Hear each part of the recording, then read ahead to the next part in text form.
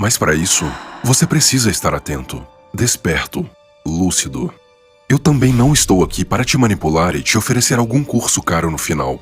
Eu fiz questão de correr atrás de uma solução que eu pudesse te entregar de graça e ainda assim tornar isso financeiramente viável para mim. E mais uma coisa, isso aqui não é uma conspiração, é um alerta. Eu sou simplesmente um cara qualquer, que por acaso é extremamente dedicado em garantir o que para mim tem mais valor nessa vida: liberdade. Então, o meu objetivo aqui hoje é compartilhar com você os meus pensamentos e as minhas ideias baseado em anos de pesquisa, estudos e conversas com pessoas muito mais inteligentes do que eu. Estamos vivenciando um ponto sem volta. Um momento ímpar na história em que as decisões que você tomar agora vão determinar se você vai ser financeiramente livre e próspero ou se será um mero escravo, lutando para sobreviver no futuro. As mudanças que estão acontecendo e que eu vou te explicar nesse vídeo vão te chocar. Vamos trilhar uma jornada ao passado, entender os acontecimentos que nos levaram a um sistema financeiro corrupto, predatório e nefasto. E você vai compreender não só como as pessoas mais prósperas do futuro estão sendo moldadas agora, mas também como fazer parte dessa parcela da sociedade. Esse não vai ser um vídeo de entretenimento, fácil de acompanhar e de compreender. Mas eu garanto, tem o potencial para ser um dos mais importantes que você já assistiu. Então livre-se de todas as distrações e vamos começar.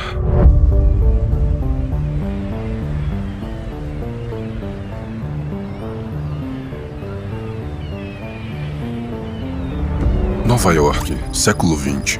Estamos em uma era em que o dinheiro tinha um peso literal.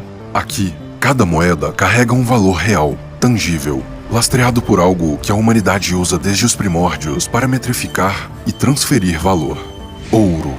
Após séculos de escambo e meios de troca fracassados, o mundo finalmente percebeu que precisava de uma métrica universal para facilitar o comércio internacional. Uma que tivesse 3 características: durabilidade, divisibilidade e raridade. O ouro tinha todas elas. As maiores economias do mundo se alinharam, estabelecendo uma paridade direta entre sua moeda e uma quantidade específica de ouro. Esse sistema ficou conhecido como o padrão ouro. Funcionava assim: imagine que você tem uma pequena fortuna em moedas de ouro. Por segurança, você guarda isso em um banco. Em troca, o banco te dá um pedaço de papel. Essa era a moeda corrente. Uma espécie de vale-ouro que podia ser trocado não só por bens e serviços, como também pela quantidade equivalente em ouro. E esse é o ponto-chave que fez dessa a época mais próspera da humanidade: a conversibilidade. Cada moeda em circulação correspondia exatamente a uma quantidade de ouro em reserva. Isso significa que a única forma de aumentar a quantidade de papel-moeda em circulação era tornar o país mais rico através da produtividade. Quanto mais valor a população de um país conseguia gerar, mais ouro fluía para suas reservas e mais papel-moeda poderia ser emitido pelos bancos. A balança comercial era um mecanismo automático perfeito. Se um país apresentasse superávit comercial, acumulava ouro, aumentando a base monetária e, consequentemente, os preços de produtos dentro do país. Isso tornava seus produtos menos competitivos no exterior, o que, por sua vez, reduzia o superávit, equilibrando assim a riqueza global. Por outro lado, se um país tivesse um déficit, teria de exportar ouro, diminuindo sua oferta monetária e tornando seus produtos mais competitivos internacionalmente. Então, o que tínhamos era um sistema que não só trazia estabilidade, mas que também recompensava a produtividade. O resultado disso era o auge de uma civilização. Literalmente, uma época de ouro.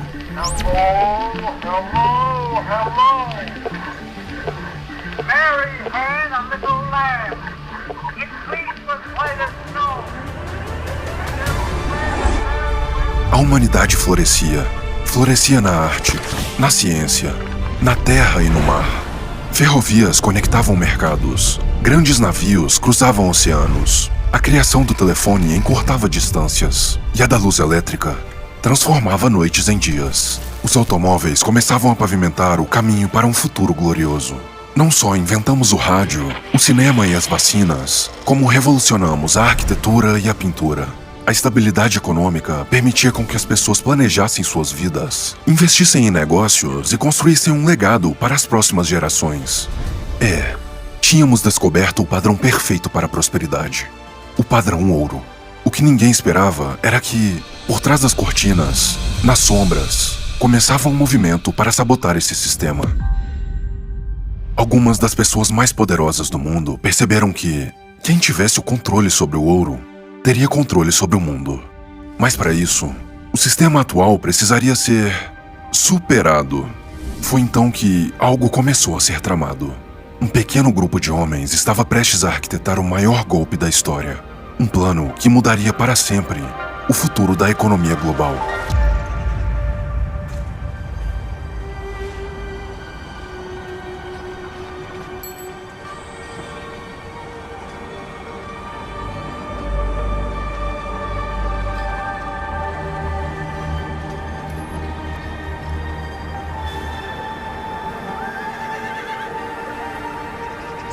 Estamos em 1907. JP Morgan, considerado um pilar financeiro da época, usou sua influência para divulgar rumores de que um importante banco em Nova York estava praticamente falido. Morgan sabia que isso causaria pânico e desconfiança em outros bancos. E foi o que aconteceu. Começou uma corrida bancária nunca antes vista. Para honrar as retiradas, os bancos foram forçados a exigir pagamento de seus empréstimos, levando a uma espiral de falências. A crise estava instaurada, até que um herói benevolente decide salvar o dia resgatando os bancos com seu próprio dinheiro. Quem era ele? O próprio JP Morgan. Mas por quê? Por que um dos responsáveis pelo início da crise se preocuparia em salvar a economia com seu próprio dinheiro? Quando você examina o que aconteceu logo em seguida, as peças começam a se encaixar. Frederick Allen, da revista Life, escreveu mais tarde que Morgan parecia sentir que a máquina financeira americana deveria ser administrada por algumas das melhores pessoas. Pessoas como ele e seus amigos. A verdade é que Morgan enxergava esse resgate aos bancos como uma oportunidade de tornar isso uma realidade. Aquela crise abalou a confiança das pessoas no sistema financeiro. Isso levou a uma investigação do sistema europeu liderada por um homem chamado Nelson Aldrich, que tinha laços íntimos com cartéis bancários e a família Rockefeller. Após a expedição, Aldrich embarca em um trem com outros 6 indivíduos. Essa viagem era tão secreta que ele instruiu todos a irem vestidos como caçadores de patos, além de terem de usar codinomes. O destino era uma ilha privada na costa da Geórgia, cujos donos eram, adivinha, JP Morgan e os Rockefeller. Em segredo, isolados do mundo, o que estava sendo arquitetado era a criação de um novo sistema, a Reserva Federal Americana, mais conhecido como Fed. Essa era a jogada. Antes da criação do Fed, a impressão de moeda era dividida entre diferentes bancos. Mas agora, todo o sistema era centralizado em uma única entidade, controlada pelos mesmos homens que participaram da reunião secreta na Ilha Jekyll. Essa centralização de poder sobre a emissão de moeda gerou uma série de consequências. A expansão monetária financiou guerras, alimentou bolhas econômicas e culminou na Grande Depressão de 1929.